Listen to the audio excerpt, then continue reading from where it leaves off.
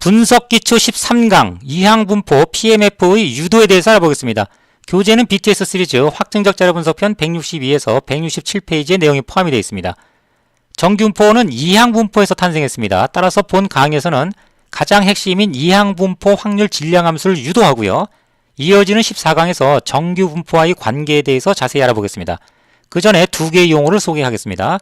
자, 업무에서 합격, 불합격 또는 성공, 실패, 앞, 뒤처럼 단 한 개의 결과만을 얻는 사건에 있어서 시행을 딱 한 번 하게 되면 이것을 베르누이 시행이라고 합니다. 참고로 베르누이는 17세기 때 스위스의 수학자입니다. 또 베르누이 시행을 여러 번 하게 되면 이것을 베르누이 과정이라고 합니다. 예를 들면 프로세스에서 합격률이 P가 85%예요.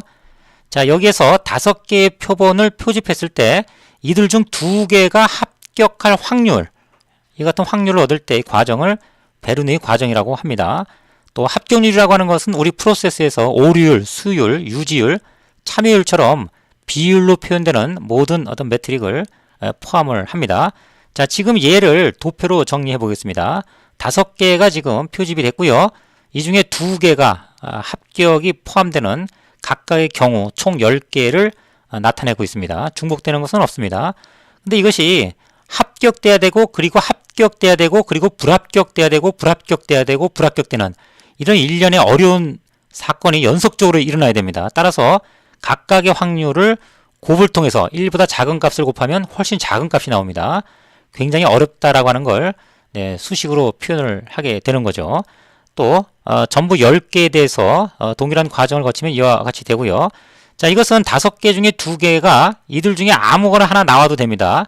이것이 나오거나 이것이 되거나 이것이 되거나, 따라서 5개 중에 2개가 나오는 확률이라고 하는 개념에서는 이들 모든 것들을 합을 하게 되는 거죠. 그래서 요거는 AND, 요거는 OR의 개념으로 우리가 확률을 얻게 되겠습니다.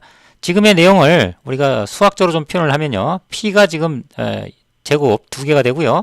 1-P 15%죠. 이게 3개가 있는 이런 상황이 되고 전부 10개가 되는, 자, 이 같은 확률을 우리가 수식으로 표현할 수가 있습니다. 조금 일반적으로 표현하면 콤비네이션이라고 그러죠. 5개 중에 2개가 되고 그 다음에 P의 제곱 1-P의 세제곱이 되는데, 이걸 조금 더 일반화더 시키면 N 중에 X개를 뽑는 사건이고요. P의 X개, 또 1-P는 우리가 이제 Q라고 보통 얘기를 합니다. Q의 N-X개, 이렇게 일반화 시킬 수가 있습니다.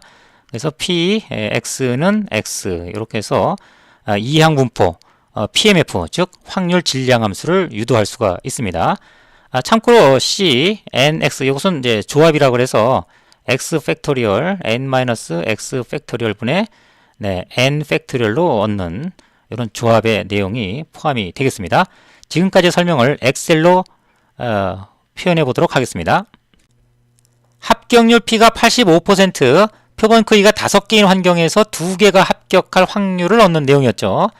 이와 같이 각각의 경우별로 확률을 얻고요. 자, 공통적으로 0.85가 2개, 0.15가 3개씩 들어 있습니다.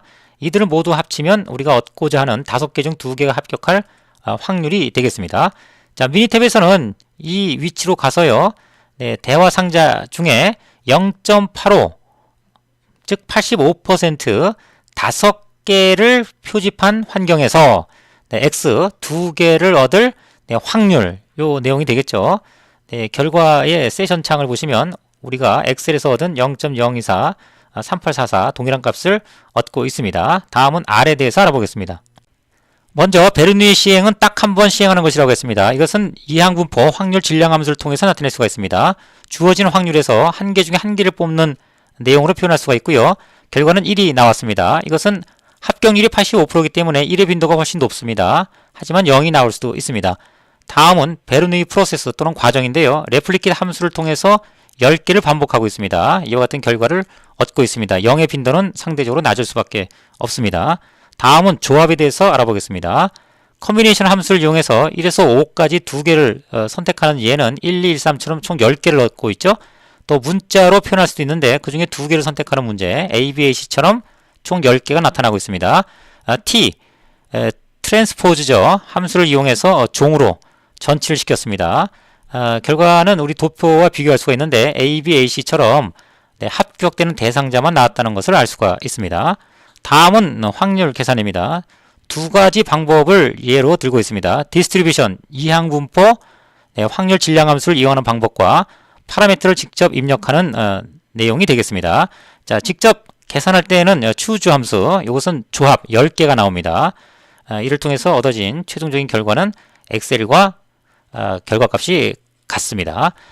자, 파이썬 분석이나 문제 해결, 심화학습을 원하시는 분은 홈페이지를 거치거나 이러닝 사이트를 직접 방문하시면 되겠습니다. 마치겠습니다.